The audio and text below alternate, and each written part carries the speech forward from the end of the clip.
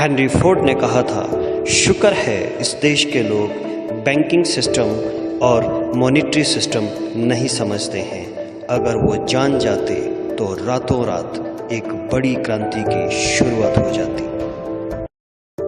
विश्व के हर कोने में लोग अपने दिन के ज़्यादातर समय में पैसों के बारे में सोचते रहते हैं और ज़्यादातर समय इसे कमाने के लिए देते हैं। तो एक महत्वपूर्ण प्रश्न यह है कि आखिर इसे कंट्रोल कौन करता है।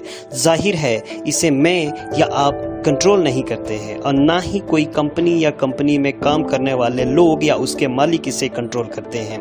हैरानी की बात यह है कि इसे कोई सरकार भी कंट्रोल नहीं करती है। तो आखिर यह अस्तित्व में आया कैसे और क्यों, और कौन है जो इसे नियंत्रित करता है।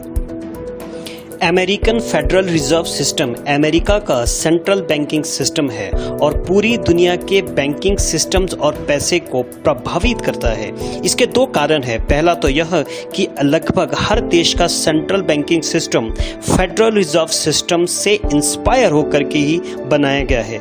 दूसरा कारण यह है कि अमेरिकन डॉलर पूरे विश्व का मोस्ट वैल्यूएबल करेंसी है तथा अन्य देशों की तरह भारतवर्ष में भी फॉरेन रिजर्व का सबसे बड़ा हिस्सा होता है।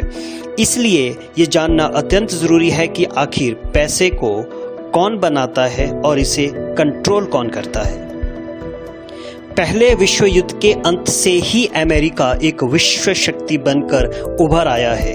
इतना ही नहीं, अमेरिकन डॉलर पूरी दुनिया का फॉरेन रिजर्व एसेट के रूप में बनकर सामने आया है।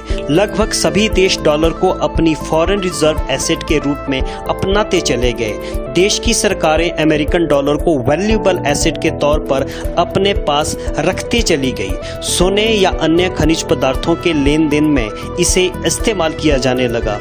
इसका फायदा यह था कि सोने की तरह डॉलर के इस्तेमाल से भी अन्य देशों के साथ व्यापार और सौदे आसानी से होने लगे। लेकिन सोचने वाली बात यह है कि आखिर लगातार आपके पास जो भी पैसे होते हैं, आखिर क्यों उनकी परचेजिंग पावर हर गुजरते दिन के साथ कम होती जाती है। यानी कि हर गुजरते दिन के साथ आपकी मेहनत की कमाई के पैसों की ताकत कम होती चली जाती है।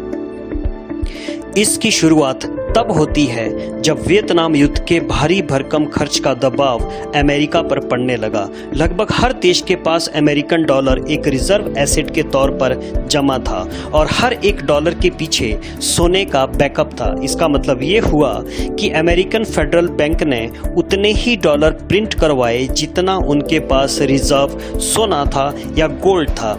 मगर सेकेंड वर्ल्ड वॉर के अंत आते आते अमेरिकन सरकार ने डॉलर को गोल्ड स्टैंडर्ड से अलग कर दिया।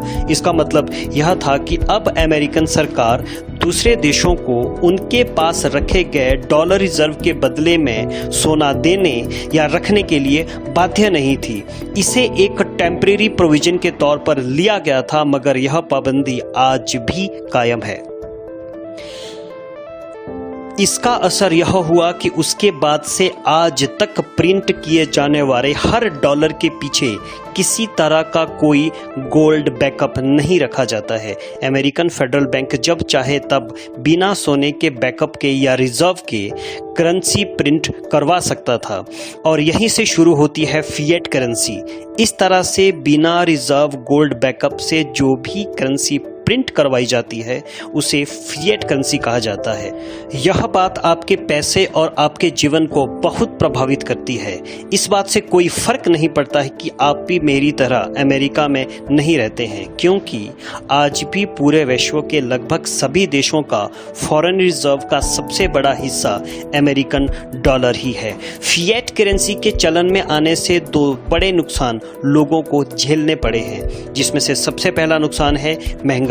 क्या कारण है कि 100 साल पहले 1 किलोग्राम गेहूं के लिए जो राशि चुकाई जाती थी, आज वह बढ़कर 100 गुना से ज्यादा हो गई है।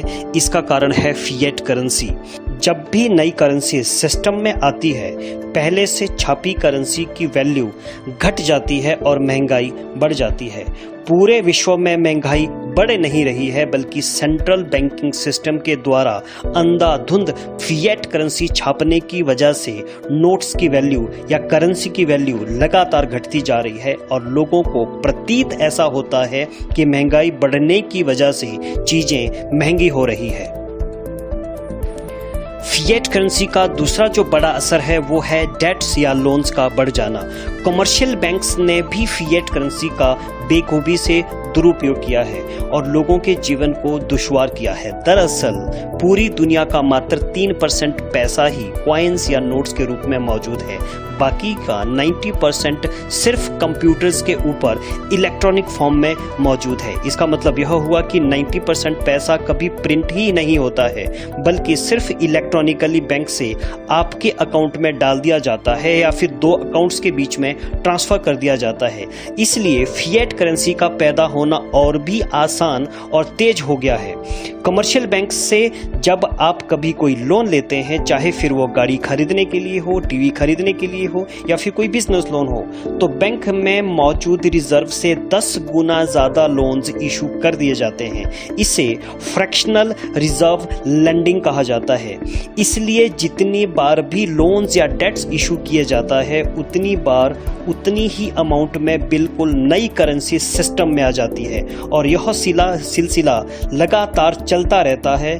आपका पैसा बैंक में रहते हुए भी वैल्यू खोता जाता है। एक्सपर्ट्स का मानना है कि लोन्स और डेट्स को बढ़ावा ही नई फिएट करेंसी को सिस्टम में उतारने या बनाने के मकसद से दिया जाता है और यह सब बड़ी सावधानी और चालाकी से किया जाता है। सबसे चौंकाने वाली बात यह है कि पूरे अमेरिका में अमेरिकन फेडरल रिजर्व बैंक ही इकलौती ऐसी संस्था है जिस पर वहां की सरकार का कोई कंट्रोल या नियंत्रण नहीं है। यह एक इंडिपेंडेंट बॉडी है और इस पर सरकार के कोई भी कानून या कंट्रोल्स पूरी तरह लागू नहीं होते हैं।